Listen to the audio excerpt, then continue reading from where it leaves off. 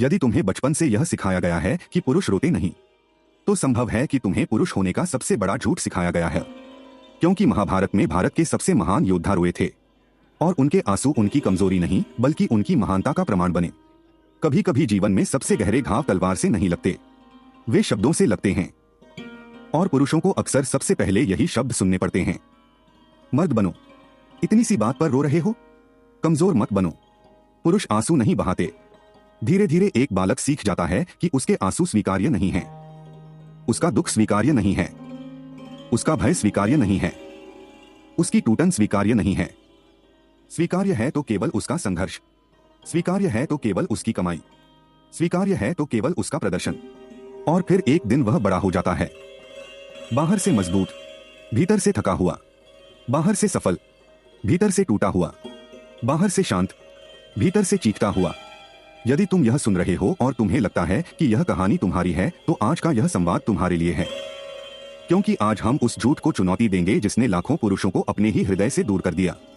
और इस सत्य को समझने के लिए हमें जाना होगा महाभारत की ओर, उस महाभारत की ओर जहां केवल युद्ध नहीं है, केवल राजनीति नहीं है, केवल वीरता नहीं है, वहां मनुष्य का संपूर्ण मन भी है, वहां आंसू भी हैं, वहां करुणा भी है, वहां भय भी है, वहां प्रेम भी है, और सबसे महत्वपूर्ण बात, वहां पुरुषों के आंसू भी हैं।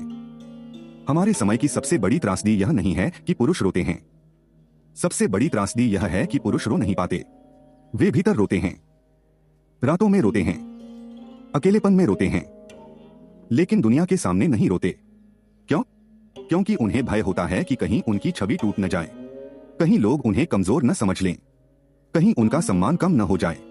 और इसी भय में वे अपने भीतर एक कारागार बना लेते हैं, भावनाओं की कारागार, जहां दुख कैद हो जाता है, जहां पीड़ा कैद हो जाती है, जहां प्रेम भी कैद हो जाता है, जहां करुणा भी कैद हो जाती है। शरीर बाहर स्वतंत्र दिखाई देता है, पर भीतर मन बंदी बन जाता है। तुमने शायद ऐसे पुरुष देखे होंगे जो वर्षों तक कुछ नहीं कहते, सब सहते रहते हैं, परिवार के लिए, समाज के लिए, कर्तव्य के लिए, और फिर एक दिन अचानक क्रोध में फट पड़ते हैं। लोग कहते हैं, यह इतना गुस्सैल क्यों है? लेकिन कोई यह नहीं पूछता कि इसके भीतर कितने वर्षों का दबा हुआ दुख जमा था, कितने वर्षों का अकेलापन जमा था, कितनी अनकही पीड़ा जमा थी।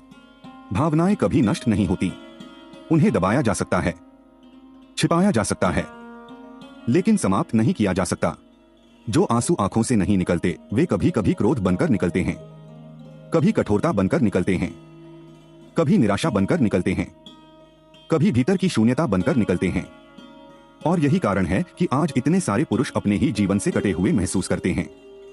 उनके पास सब कुछ है, लेकिन शांति नहीं है। उनके पास साधन हैं, लेकिन संतोष नहीं है। उनके पास लोग हैं, लेकिन अपनापन नहीं है। और इसका एक बड़ा कारण है भावनाओं का दमन। अब प्रश्न यह है कि क्या सनातन परंपरा भी यही सिखाती है? क्या महाभारत भी कहती है कि पुरुष को कभी नहीं रोना चाहिए? क्या हमारे महान योद्धा पत्थर की तरह भावनाहीन थे? उत्तर है नहीं। और इस उत्तर को समझने के लिए हमें कुरुक्षेत्र के उस क्षण में जाना होगा जिसने इतिहास बदल दिया।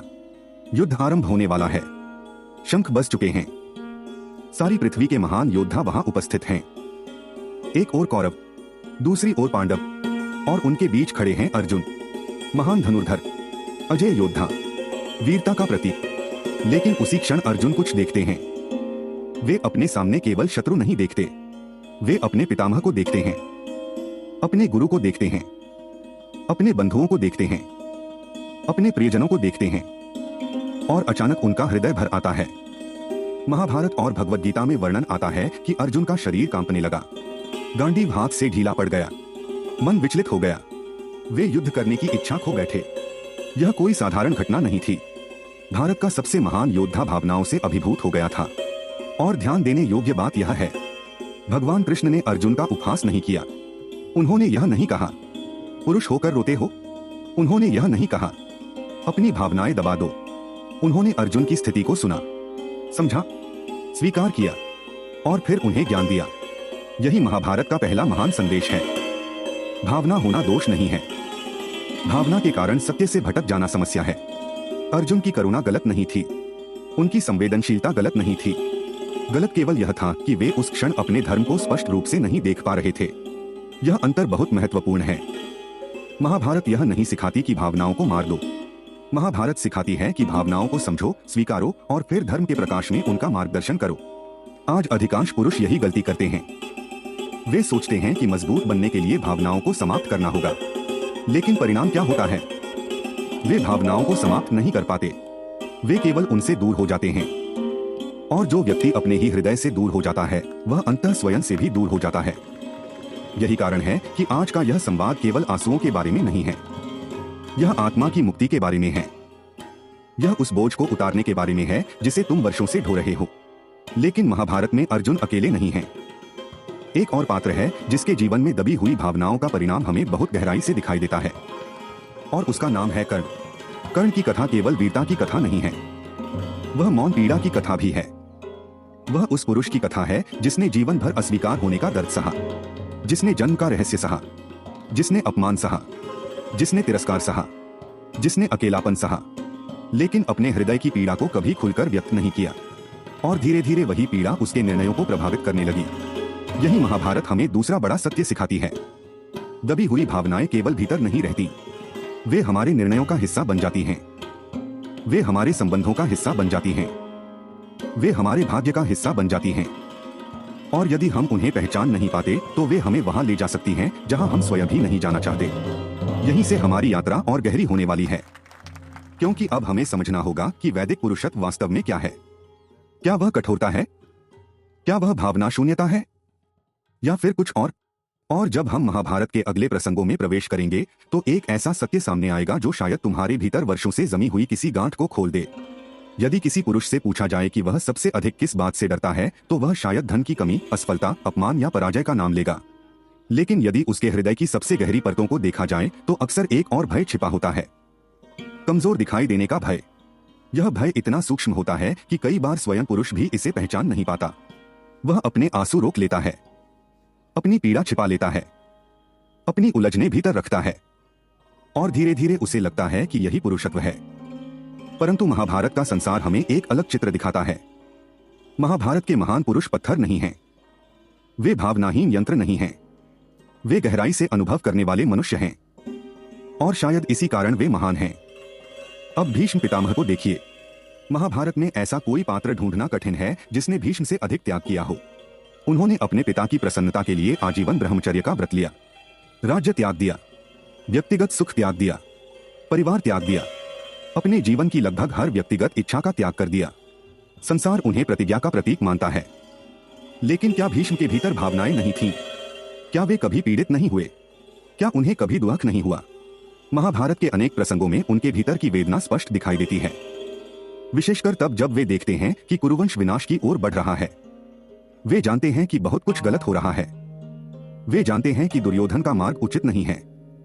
वे जानते हैं कि परिणाम विनाशकारी होंगे। फिर भी परिस्थितियां उन्हें ऐसी स्थिति में बांध देती हैं जहां उनका हृदय और उनका दायित्व लगातार संघर्ष करते रहते हैं। क्या यह संघर्ष भावनाओं के बिना संभव है? नहीं। भीष्म की महानता इस बात में नहीं थी कि उन्हें पीड़ा नहीं होती थी। उनकी महानता इस बात में थी कि वे अपनी पीड़ा को पहचानते हुए भी धर्म के प्रश्न से जूझते रहे। यहाँ एक बहुत महत्वपूर्ण अंतर समझना होगा।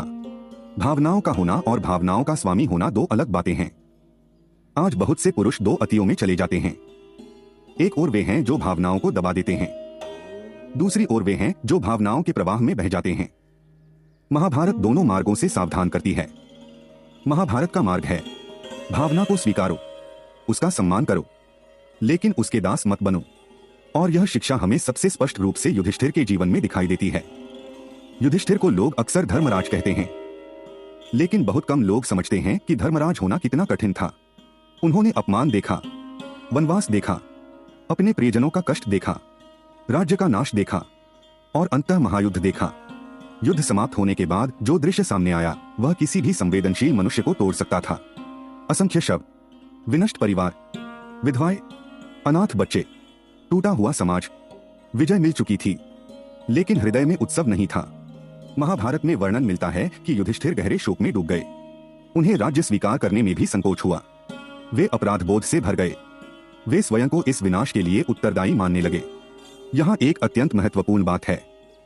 धर्मराज युधिष्ठिर शोक अनुभव करते हैं, उन्हें पीड़ा होती है, उन्हें दुख होता है, वे टूटते हैं और फिर धीरे धीरे ज्ञान, संवाद और आत्मचिंतन के माध्यम से स्वयं को संभालते हैं। आज का समाज पुरुष को अक्सर केवल दो विकल्प देता है, या तो रो मत या फिर पूरी तरह टूट जाओ। महाभारत तीसरा मार्ग देती है, दुख को स्वीकार करो, शोक को पहचानो, लेकिन उसमें स्थायी निवास मत बना लो।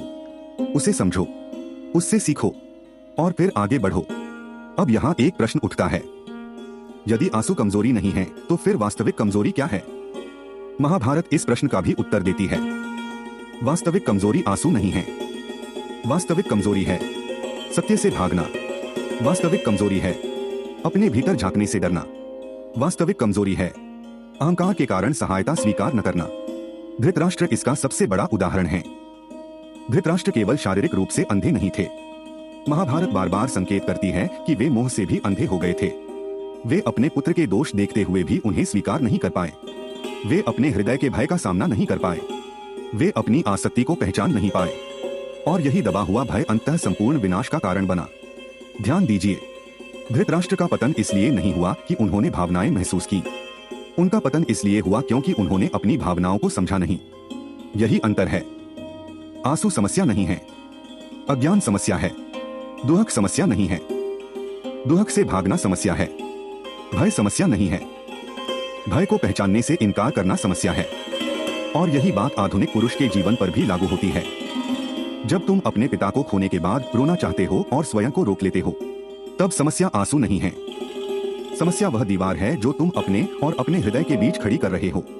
जब तुम्हारा विश्वास टूटता है, जब तुम्हारा प्रेम असफल होता है, जब तुम्हारे प्रयास व्यर्थ प्रतीत होते हैं और तुम स्वयं से कहते हो, कुछ नहीं हुआ, मैं ठीक हूं, मुझे फर्क नहीं पड़ता, तो कई बार तुम संसार को नहीं, स्वयं को धोखा दे रहे होते हो। महाभारत हमें सत्य का सामना करना सिखाती है और सत्य यह है कि हर मनुष्य दुखी होता है, हर मनुष्य भय अनुभव करता है, हर मनुष्य कभी न कभी टूटता है, हर मनुष्य कभी न कभी रोना चाहता है। यह मनुष्यता है, यह कमजोरी नहीं है। अब हम कर्ण की ओर लौटते हैं, क्योंकि कर्ण का जीवन आधुनिक पुरुष के लिए एक दर्पण जैसा है। कल्पना कीजिए, तुम्हारे भीतर प्रतिभा हो, साहस हो, योग्यता हो, लेकिन संसार बार बार तुम्हें यह महसूस कराए कि तुम पर्याप्त नहीं हो। कर्ण ने यही अनुभव किया।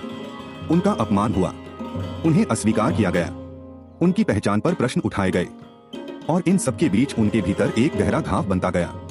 महाभारत हमें यह नहीं बताती कि कर्ण रोए या नहीं, लेकिन यह अवश्य दिखाती है कि अनसुलझी पीड़ा मनुष्य के निर्णयों को कैसे प्रभावित कर सकती है।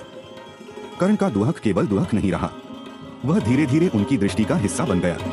और जब पीड़ा हमारी दृष्टि बन जाती है, तब हम संसार को वैसा नहीं देखते जैसा वह है। हम उसे वैसा देखते हैं जैसा हमारा घाव उसे दिखाता है। यह शिक्षा आज के पुरुष के लिए अत्यंत महत्वपूर्ण है। यदि तुम वर्षों से अपने भीतर दर्द दबाकर रखे हुए हो, तो संभव है कि वह दर्द अब तुम्हारे स्वभाव का हिस्सा बन चुका हो। संभव है कि वही दर्द तुम्हारे क्रोध के पीछे हो। संभव है कि वही दर्द तुम्हारी कठोरता के पीछे हो। संभव है कि वही दर्द तुम्हारे अकेलेपन के पीछे हो। और यदि ऐसा है, तो मुक्ति का मार्ग उस दर्द को और दबाने में नहीं है। मुक्ति का मार्ग उसे पहचानने में है, उसे स्वीकार करने में है, उस पर प्रकाश डालने में है। क्योंकि अंधकार से लड़ने का एक ही उपाय है, प्रकाश। और अगले चरण में हम महाभारत के उन प्रसंगों को समझेंगे जहां करुणा, संवेदनशीलता और पुरुषत्व एक साथ खड़े दिखाई देते हैं। यही वह बिंदु है जहां वैदिक पुरुषत्व का वास्तविक स्वरूप सामने आने लगता है। और संभव है कि वहीं तुम्हें अपने वर्षों पुराने प्रश्न का उत्तर भी मिल जाए। क्या एक पुरुष रो सकता है? या शायद इससे भी बड़ा प्रश्न, क्या एक पुरुष रोए बिना वास्तव में संपूर्ण बन सकता है? अब तक हमने देखा कि महाभारत पुरुष को भावनाहीन बनने की शिक्षा नहीं देती। अर्जुन की करुणा, युधिष्ठिर का शोक, कर्ण की पीड़ा और भीष्म का आंतरिक संघर्ष, ये सभी हमें बताते हैं कि भावनाएं मनुष्य होने का स्वाभाविक भाग हैं। लेकिन अभी भी एक प्रश्न शेष है। यदि आंसू कमजोरी नहीं है, तो फिर वास्तविक पुरुषत्व क्या है? क्या केवल संवेदनशील होना ही पर्याप्त है? क्या केवल रो लेना ही समाधान है? क्या भावनाओं को व्यक्त कर देना ही मुक्ति है? महाभारत का उत्तर इससे कहीं अधिक गहरा है, क्योंकि महाभारत केवल भावना की नहीं, चेतना की कथा है। और इसी सत्य को समझने के लिए हमें एक ऐसे पात्र की ओर देखना होगा जिसके पास न सेना थी, न राज्य था, न असाधारण शारीरिक शक्ति। फिर भी वह महाभारत के सबसे शक्तिशाली व्यक्तियों में से एक था। वह थे विदुर। जब पूरा हस्तिनापुर मोह, क्रोध, महत्वाकांक्षा और अहंकार के तूफान में बह रहा था, तब विदुर बार बार सत्य बोलते रहे। उन्होंने धृतराष्ट्र को चेताया, उन्होंने दुर्योधन को चेताया, उन्होंने आने वाले विनाश की ओर संकेत किया। लेकिन उनकी सबसे बड़ी शक्ति क्या थी? उनकी स्पष्टता, उनकी आंतरिक स्थिरता। और यही वह गुण है जिसे आज का पुरुष सबसे अधिक खोता जा रहा है। जब भावनाएं दबाई जाती हैं, तब मन के भीतर धुंध छा जाती है, निर्णय धुंधले हो जाते हैं, दृष्टि धुंधली हो जाती है, मनुष्य प्रतिक्रिया देने लगता है, समझने की क्षमता खोने लगता है। यही कारण है कि जो पुरुष अपनी भावनाओं से भागता है, वह धीरे धीरे स्वयं से भी दूर होता जाता है। और जो स्वयं से दूर हो जाता है, वह संसार में कितना भी सफल हो जाए, भीतर से रिक्त बना रहता है। विदुर का जीवन हमें सिखाता है कि शक्ति का अर्थ कठोर होना नहीं है। शक्ति का अर्थ है स्पष्ट होना। शक्ति का अर्थ है सत्य को देखने का साहस रखना। और सत्य देखने का पहला चरण है अपने भीतर देखना। अब स्वयं से एक प्रश्न पूछो, कितने वर्षों से तुम अपने किसी दुहक को दबाकर बैठे हो? कितनी ऐसी बातें हैं जिन्हें तुमने कभी किसी से नहीं कहा? कितने ऐसे घाव हैं जिन पर तुमने मुस्कान का आवरण चढ़ा रखा है? कितनी बार तुमने कहा सब ठीक है, जबकि भीतर सब ठीक नहीं था? यदि ऐसा है तो तुम अकेले नहीं हो। महाभारत का लगभग प्रत्येक महान पात्र किसी न किसी प्रकार के आंतरिक संघर्ष से गुजरता है। यही कारण है कि यह ग्रंथ आज भी जीवित है, क्योंकि यह केवल राजाओं की कथा नहीं है, यह मनुष्य के भीतर की कथा है। अब युद्ध समाप्त हो चुका है, कुरुक्षेत्र की धूल बैठ चुकी है, शंख मौन हो चुके हैं। लेकिन एक ऐसा दृश्य आता है जो महाभारत के सबसे मार्मिक दृश्यों में से एक है। गांधारी का शोक। एक मां जिसने अपने पुत्र खो दिए, एक मां जिसने अपने वंश का विनाश देखा, एक मां जिसने अपने जीवन की सबसे बड़ी पीड़ा का अनुभव किया। महाभारत इस शोक को छिपाती नहीं, उसे छोटा नहीं करती, उसे दुर्बलता नहीं कहती, वह उसे संपूर्ण गरिमा के साथ प्रस्तुत करती है। यहाँ एक बहुत महत्वपूर्ण शिक्षा छिपी है। सनातन दृष्टि में दुहक को अस्वीकार नहीं किया जाता, दुहक को समझा जाता है, उसका सम्मान किया जाता है, उसे जिया जाता है और फिर धीरे धीरे उससे ऊपर उठा जाता है। आज का संसार अक्सर दो चरम सीमाओं में फंसा हुआ है। एक ओर वे लोग हैं जो कहते हैं भावुक मत बनो, दूसरी ओर वे लोग हैं जो कहते हैं जो महसूस हो वही करो। महाभारत इन दोनों से आगे जाती है। वह कहती है जो महसूस हो उसे पहचानो, लेकिन उसके आधार पर अंधे होकर मत चलो। भावना को स्वीकारो, लेकिन बुद्धि को मत खो। करुणा रखो, लेकिन धर्म को मत छोड़ो। यही संतुलन वैदिक पुरुषत्व का हृदय है। अब सोचिए, कृष्ण स्वयं कितनी गहरी संवेदनशीलता रखते हैं। वे मित्र हैं, मार्गदर्शक हैं, रथी हैं, दूत हैं, संबंधों को समझने वाले हैं, करुणा से भरे हुए हैं और फिर भी आवश्यकता पड़ने पर अत्यंत दृढ़ हैं। यही संतुलन उन्हें अद्वितीय बनाता है। वे न तो भावनाओं के दास हैं, न भावनाओं के शत्रु, वे भावनाओं के स्वामी हैं। और शायद यही वास्तविक पुरुषत्व है। अपनी भावनाओं को मार देना नहीं, उनसे भाग जाना नहीं, उनमें डूब जाना नहीं, बल्कि उन्हें समझकर उनके साथ जागरूकता से जीना। अब यहाँ एक अत्यंत महत्वपूर्ण बात समझनी होगी। कई पुरुष यह सुनकर सोचते हैं, तो क्या मुझे हर समय रोना चाहिए? नहीं, महाभारत ऐसा नहीं कहती। आंसू स्वयं लक्ष्य नहीं है, आंसू तो केवल एक अभिव्यक्ति है। वास्तविक प्रश्न आंसू नहीं है, वास्तविक प्रश्न है क्या तुम अपने हृदय के प्रति ईमानदार हो? यदि दुहक है तो क्या तुम उसे स्वीकारते हो? यदि भय है तो क्या तुम उसे पहचानते हो? यदि पीड़ा है तो क्या तुम उसे देखने का साहस रखते हो?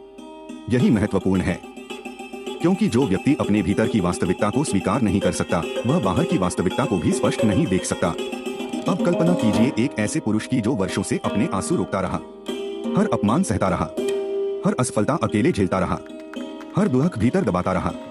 बाहर से वह मजबूत दिखाई देता है, लेकिन भीतर क्या हो रहा है? धीरे धीरे उसका हृदय कठोर होने लगता है, संवेदनशीलता कम होने लगती है, संबंध सतही होने लगते हैं, विश्वास करना कठिन होने लगता है, प्रेम व्यक्त करना कठिन होने लगता है और एक दिन उसे लगता है कि उसके भीतर कुछ मर गया है। यही भावनात्मक दमन की सबसे बड़ी कीमत है।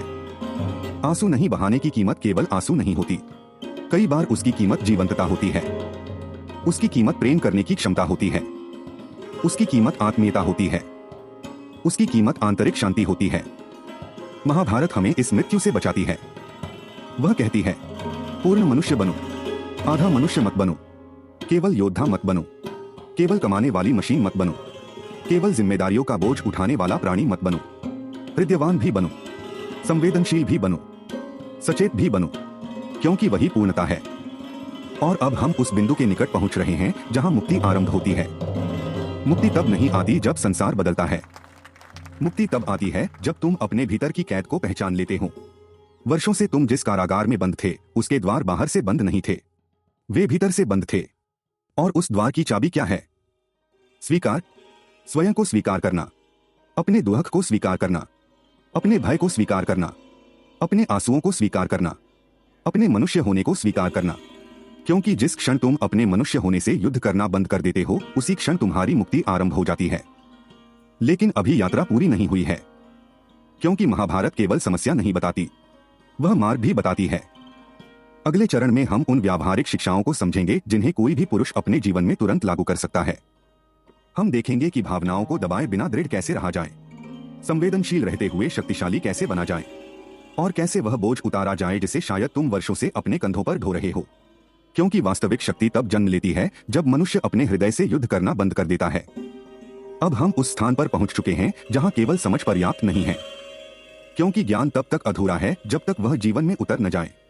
यदि आज तुमने यह स्वीकार कर लिया है कि वर्षों से तुम अपने भीतर बहुत कुछ दबाकर चल रहे हो, तो अगला प्रश्न है, अब क्या किया जाए? कैसे उस बोझ को उतारा जाए? कैसे भावनाओं के दमन से बाहर निकला जाए? कैसे संवेदनशील रहते हुए भी मजबूत बना जाए? महाभारत का सौंदर्य यही है कि वह केवल दर्शन नहीं देती, वह जीवन देती है। वह केवल प्रश्न नहीं उठाती, वह दिशा भी देती है। और इस दिशा का पहला चरण है सत्य का सामना। ध्यान से सुनिए, अधिकांश पुरुष दुहक से नहीं हारते, वे दुहक को स्वीकार न कर पाने से हारते हैं। अधिकांश पुरुष पीड़ा से नहीं टूटते, वे पीड़ा को अकेले ढोते ढोते टूटते हैं। अधिकांश पुरुष आंसुओं से कमजोर नहीं होते, वे वर्षों तक रो न पाने के कारण भीतर से कठोर और थके हुए हो जाते हैं। महाभारत बार बार हमें दिखाती है कि सत्य का सामना करना ही परिवर्तन का प्रारंभ है। अर्जुन का परिवर्तन तब शुरू नहीं हुआ जब कृष्ण ने उपदेश दिया, उसका प्रारंभ तब हुआ जब अर्जुन ने स्वीकार किया कि वह विचलित हैं। उन्होंने अपनी स्थिति छिपाई नहीं, उन्होंने अपने भीतर के संघर्ष को सामने रखा। उन्होंने कहा कि उनका मन भ्रमित है। यही पहला कदम है, और यही पहला कदम तुम्हारे लिए भी है। स्वयं से झूठ बोलना बंद करो। यदि दुहक है तो स्वीकार करो, यदि थकान है तो स्वीकार करो, यदि भय है तो स्वीकार करो, यदि अकेलापन है तो स्वीकार करो। यह स्वीकार करना कमजोरी नहीं है, यही साहस है। क्योंकि संसार को धोखा देना आसान है, स्वयं को धोखा देना भी आसान है, लेकिन स्वयं के सामने निर्वस्त्र सत्य के साथ खड़ा होना अत्यंत कठिन है। और यही पुरुषत्व का पहला परीक्षण है। दूसरा चरण है विश्वासपात्र संवाद। महाभारत में लगभग हर महत्वपूर्ण परिवर्तन संवाद से आता है। अर्जुन और कृष्ण का संवाद, विदुर और धृतराष्ट्र का संवाद, युधिष्ठिर और भीष्म का संवाद। ज्ञान तब प्रवाहित होता है जब हृदय खुलता है। आज अनेक पुरुषों के जीवन में सबसे बड़ी समस्या यह है कि उनके पास कोई ऐसा व्यक्ति नहीं है जिससे वे वास्तव में बात कर सकें। वे परिवार की चिंता अपने भीतर रखते हैं, आर्थिक तनाव अपने भीतर रखते हैं, अपनी असफलताओं का बोझ अपने भीतर रखते हैं, अपनी शंकाएं अपने भीतर रखते हैं। और धीरे धीरे यह सब एक ऐसे भार में बदल जाता है जिसे अकेले उठाना कठिन हो जाता है। यदि तुम्हारे जीवन में कोई विश्वसनीय मित्र है, कोई बड़ा भाई है, कोई गुरु है, कोई ऐसा व्यक्ति है जो सुन सकता है, तो कभी कभी केवल अपने हृदय की बात कहना भी उपचार का आरंभ बन सकता है। ध्यान रहे, यह शिकायत करना नहीं है, यह आत्महत्या नहीं है, यह अपने भीतर के सत्य को अभिव्यक्त करना है। तीसरा चरण है भावना और निर्णय को अलग करना। यह महाभारत की अत्यंत महत्वपूर्ण शिक्षा है। जब अर्जुन विषाद में थे, तब कृष्ण ने उनसे यह नहीं कहा कि तुम्हारी भावनाएं गलत हैं। उन्होंने केवल यह सिखाया कि निर्णय केवल भावनाओं के आधार पर नहीं होना चाहिए। यह शिक्षा आज भी उतनी ही आवश्यक है। यदि तुम दुखी हो तो दुख को महसूस करो, लेकिन उसी क्षण जीवन के सबसे बड़े निर्णय मत लो। यदि तुम क्रोधित हो तो क्रोध को पहचानो, लेकिन उसी क्षण संबंध मत तोड़ो। यदि तुम आहत हो तो उस पीड़ा को स्वीकारो, लेकिन उसी क्षण अपने जीवन का मार्ग मत बदलो। भावना को सम्मान दो, लेकिन दिशा बुद्धि से तय करो। यही संतुलन है। चौथा चरण है अपने भीतर करुणा विकसित करना। अक्सर पुरुष दूसरों के प्रति तो करुणामय होते हैं, लेकिन स्वयं के प्रति नहीं। वे अपने मित्र की गलती क्षमा कर सकते हैं, अपने पुत्र की कमजोरी समझ सकते हैं, अपने भाई की परेशानी सुन सकते हैं, लेकिन स्वयं को क्षमा नहीं कर पाते, स्वयं के प्रति कठोर बने रहते हैं, वर्षों पुरानी असफलताओं को ढोते रहते हैं, पुरानी भूलों के लिए स्वयं को दंडित करते रहते हैं। महाभारत हमें यह नहीं सिखाती कि मनुष्य पूर्ण है। महाभारत तो हमें बार बार दिखाती है कि महानतम पात्र भी त्रुटियां करते हैं।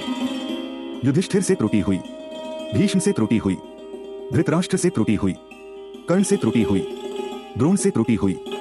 यदि महाभारत के इतने महान पात्र अपूर्ण हो सकते हैं तो तुम स्वयं से पूर्णता की अपेक्षा क्यों करते हो? स्वयं को क्षमा करना सीखो, स्वयं को समझना सीखो, स्वयं के साथ वैसा ही व्यवहार करो जैसा तुम किसी प्रिय मित्र के साथ करते। 5वां चरण है धर्ममय कर्म। यही वह बिंदु है जहां महाभारत आधुनिक आत्मसहायता की अधिकांश शिक्षाओं से अलग हो जाती है। महाभारत केवल भावनात्मक राहत नहीं देती, वह उद्देश्य देती है। क्योंकि जब मनुष्य केवल अपने दुख में डूबा रहता है तो दुख और बड़ा होता जाता है, लेकिन जब वह किसी अर्थपूर्ण कर्तव्य से जुड़ता है तो भीतर शक्ति जागने लगती है। इसलिए स्वयं से पूछो, मेरा धर्म क्या है? मेरी जिम्मेदारी क्या है? मेरे जीवन का उद्देश्य क्या है? मैं किसके लिए खड़ा हूं? मैं किसकी रक्षा कर रहा हूं? मैं किसकी सेवा कर रहा हूं? जब यह स्पष्ट होने लगता है तब मनुष्य धीरे धीरे अपने दुख का दास नहीं रहता, वह उससे ऊपर उठने लगता है। और अब हम उस सत्य के निकट पहुंच रहे हैं जो शायद पूरे वीडियो का सबसे महत्वपूर्ण सत्य है। ध्यान से सुनिए। वास्तविक पुरुष वह नहीं है जो कभी नहीं रोता। वास्तविक पुरुष वह है जो सत्य से नहीं भागता। वास्तविक पुरुष वह नहीं है जो पत्थर बन जाए। वास्तविक पुरुष वह है जिसका हृदय जीवित रहे। वास्तविक पुरुष वह नहीं है जो दर्द महसूस न करे। वास्तविक पुरुष वह है जो दर्द महसूस करके भी धर्म के मार्ग पर चल सके। अर्जुन इसी कारण महान हैं, क्योंकि वे रो सकते थे, क्योंकि वे करुणा महसूस कर सकते थे, क्योंकि वे टूट सकते थे और फिर भी वे उठ खड़े हुए। यही वैदिक पुरुषत्व है। यह कठोरता नहीं है, यह चेतन शक्ति है। यह भावना शून्यता नहीं है, यह जागरूक संवेदनशीलता है। यह दमन नहीं है, यह आत्मनियंत्रण है। और इन दोनों में बहुत बड़ा अंतर है। दमन कहता है मैं कुछ महसूस नहीं करता। आत्मनियंत्रण कहता है मैं महसूस करता हूं लेकिन मैं उसका स्वामी हूं। दमन कहता है मैं रोऊंगा नहीं। आत्मनियंत्रण कहता है यदि आंसू आएंगे तो मैं उनसे नहीं डरूंगा। दमन कहता है मैं कमजोर नहीं दिखूंगा। आत्मनियंत्रण कहता है मैं सत्य से नहीं भागूंगा। और यहीं से मुक्ति आरंभ होती है, क्योंकि जिस दिन पुरुष अपने आंसुओं से डरना बंद कर देता है उसी दिन वह वास्तव में स्वतंत्र होना शुरू करता है। लेकिन अभी एक अंतिम यात्रा शेष है, एक ऐसी यात्रा जहां वर्षों का बोझ उतरता है, जहां भीतर की गांठ खुलती है, जहां पुरुष स्वयं को पहली बार स्वीकार करता है। और वहीं इस कथा का भावनात्मक उत्कर्ष जन्म लेगा। वहीं वह क्षण आएगा जब महाभारत का यह प्राचीन ज्ञान आधुनिक पुरुष के हृदय में जीवित अनुभव बन जाएगा। और संभव है कि उस क्षण तुम्हें यह समझ में आए कि तुम्हारी सबसे बड़ी लड़ाई संसार से नहीं थी, तुम्हारी सबसे बड़ी लड़ाई स्वयं के आंसुओं के विरुद्ध थी। और अब वह युद्ध समाप्त होने वाला है। अब कल्पना कीजिए, रात्रि का समय है, संसार शांत है, कोई शोर नहीं, कोई भूमिका नहीं, कोई पद नहीं, कोई प्रतिष्ठा नहीं, कोई मुखौटा नहीं, केवल तुम हो और तुम्हारा अपना हृदय। यदि उसी क्षण तुम्हारे सामने तुम्हारा बचपन खड़ा हो जाए, वह छोटा बालक जो पहली बार रोया था और किसी ने उससे कहा था चुप हो जाओ, यदि वह बालक तुम्हें देखे और पूछे क्या अब मैं रो सकता हूं, तो तुम उसे क्या उत्तर दोगे? ध्यान से सोचो, क्योंकि संभव है कि वह बालक अभी भी तुम्हारे भीतर जीवित हो। वर्षों बीत गए, शरीर बड़ा हो गया, जिम्मेदारियां बढ़ गईं, चेहरे बदल गए, पर भीतर कहीं वह बालक अब भी खड़ा है। वही बालक जिसने पहली बार अपमान महसूस किया था, वही जिसने पहली बार अस्वीकार होना महसूस किया था, वही जिसने पहली बार अकेलापन महसूस किया था, वही जिसने पहली बार यह सीखा था कि अपने आंसू छिपाने हैं। और तब से लेकर आज तक वह प्रतीक्षा कर रहा है। प्रतीक्षा इस बात की कि कोई उसे यह कहे तुम्हें छिपने की आवश्यकता नहीं है। महाभारत का ज्ञान केवल युद्धभूमि का ज्ञान नहीं है, वह मनुष्य के भीतर के इस मौन बालक तक पहुंचने का ज्ञान भी है। याद करो अर्जुन को, जब वे कुरुक्षेत्र में खड़े थे तब वे केवल योद्धा नहीं थे, वे एक संवेदनशील मनुष्य भी थे। और कृष्ण ने उनकी संवेदनशीलता का अपमान नहीं किया, उन्होंने उसे दिशा दी। यही वह सत्य है जिसे संसार बार बार भूल जाता है। दिशा के बिना भावना भटका सकती है, लेकिन भावना के बिना जीवन सूख जाता है। इसलिए वैदिक पुरुषत्व का आदर्श पत्थर नहीं है, वह एक जागृत हृदय है। एक ऐसा हृदय जो प्रेम कर सके, जो करुणा रख सके, जो पीड़ा महसूस कर सके, जो सत्य स्वीकार कर सके और फिर भी धर्म के मार्ग पर स्थिर रह सके। अब एक क्षण के लिए अपने जीवन को देखो। उन सभी वर्षों को देखो जिनमें तुमने स्वयं को मजबूत साबित करने का प्रयास किया। उन रातों को देखो जब तुमने अकेले संघर्ष किया। उन क्षणों को देखो जब तुम्हें सहारे की आवश्यकता थी लेकिन तुमने किसी से कुछ नहीं कहा। उन दिनों को देखो जब तुम भीतर से टूट रहे थे लेकिन बाहर मुस्कुरा रहे थे। उन निर्णयों को देखो जो तुमने केवल इसलिए लिए क्योंकि तुम्हें लगा कि पुरुष को कमजोर नहीं दिखना चाहिए। अब स्वयं से पूछो, उस सब का परिणाम क्या हुआ? क्या तुम्हें शांति मिली? क्या तुम्हें मुक्ति मिली? क्या तुम्हें वह आंतरिक शक्ति मिली जिसकी तुम तलाश कर रहे थे? यदि उत्तर नहीं है तो शायद समय आ गया है कि तुम एक नया मार्ग चुनो। वह मार्ग जो महाभारत दिखाती है। स्वीकार का मार्ग, सत्य का मार्ग, जागरूकता का मार्ग, धर्म का मार्ग। क्योंकि वास्तविक शक्ति छिपाने से नहीं आती, वास्तविक शक्ति देखने से आती है। जो अपने भय को देख सकता है वही निर्भय बन सकता है। जो अपने दुहक को देख सकता है वही शांत हो सकता है। जो अपने आंसुओं को स्वीकार कर सकता है वही भीतर से मुक्त हो सकता है। और यही मुक्ति इस कथा का हृदय है। मुक्ति का अर्थ यह नहीं कि जीवन में कभी दुख नहीं होगा।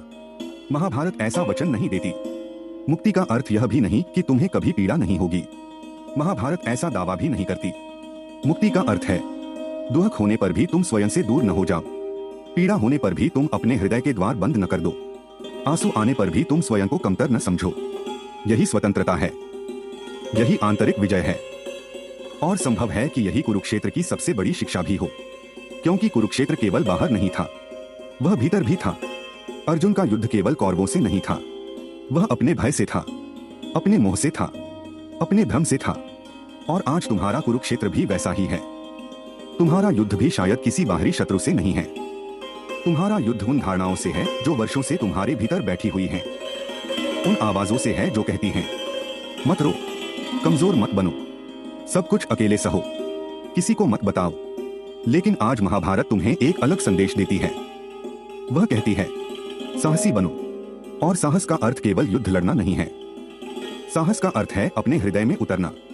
साहस का अर्थ है सत्य स्वीकार करना। साहस का अर्थ है स्वयं को पूरी तरह देखना।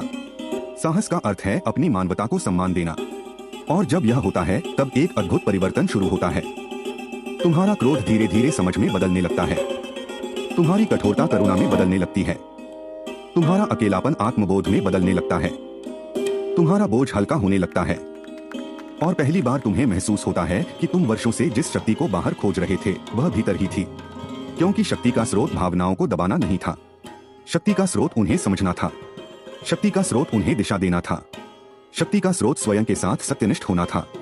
और अब इस पूरी यात्रा के अंत में मैं तुम्हें महाभारत से निकला एक सरल लेकिन गहरा संदेश देना चाहता हूँ। यदि कभी जीवन में ऐसा क्षण आए जब तुम्हारी आंखें नम हो जाएं, तो तुरंत स्वयं को दोष मत देना। अपने पुरुषत्व पर प्रश्न मत उठाना। अपने आप को कमजोर मत कहना। एक क्षण रुकना, गहरी श्वास लेना और स्वयं से कहना, मैं मनुष्य हूँ, मैं अनुभव करता हूँ, मैं महसूस करता हूँ, मेरा हृदय जीवित है। और जब तक हृदय जीवित है तब तक आशा जीवित है, तब तक परिवर्तन संभव है, तब तक विकास संभव है, तब तक धर्म का मार्ग खुला हुआ है। और शायद उसी क्षण तुम्हारे भीतर वर्षों से जमा हुआ कोई बोझ टूटकर गिर जाए। शायद उसी क्षण तुम्हें यह अनुभव हो कि जिसे तुम कमजोरी समझते रहे वह वास्तव में तुम्हारी मनुष्यता थी। और जिसे तुम छिपाते रहे वही तुम्हारी सबसे बड़ी शक्ति बन सकती है। यही महाभारत का संदेश है। यही वैदिक पुरुषत्व का सत्य है। और यही उस पुरुष की मुक्ति है जिसने वर्षों तक अपने आंसुओं को कैद करके रखा था। यदि इस कथा ने तुम्हारे हृदय के किसी मौन को छुआ है, यदि तुम्हें लगा कि महाभारत का यह संवाद तुम्हारी अपनी कहानी कह रहा था, तो आज स्वयं से एक वचन लेकर उठो। मैं अपने हृदय से युद्ध नहीं करूंगा। मैं अपनी भावनाओं से नहीं भागूंगा। मैं सत्य को स्वीकार करूंगा। मैं धर्म के साथ जीऊंगा। और मैं ऐसा पुरुष बनूंगा जिसकी शक्ति उसकी कठोरता में नहीं, उसकी जागरूकता में हो। यही विजय है, यही पुरुषत्व है, यही मुक्ति है। दर्शक के लिए अंतिम संदेश, जब अगली बार जीवन तुम्हें रुलाने का प्रयास करे तो याद रखना, महाभारत के महान पुरुष भी पीड़ा से गुजरे थे। आंसू तुम्हें छोटा नहीं बनाते। अपने हृदय से दूर हो जाना तुम्हें कमजोर बनाता है। अपने भीतर के सत्य को स्वीकारो, अपने धर्म पर स्थिर रहो और ऐसा जीवन जियो जिसमें शक्ति और करुणा साथ साथ चलें। यही सनातन पुरुषत्व है।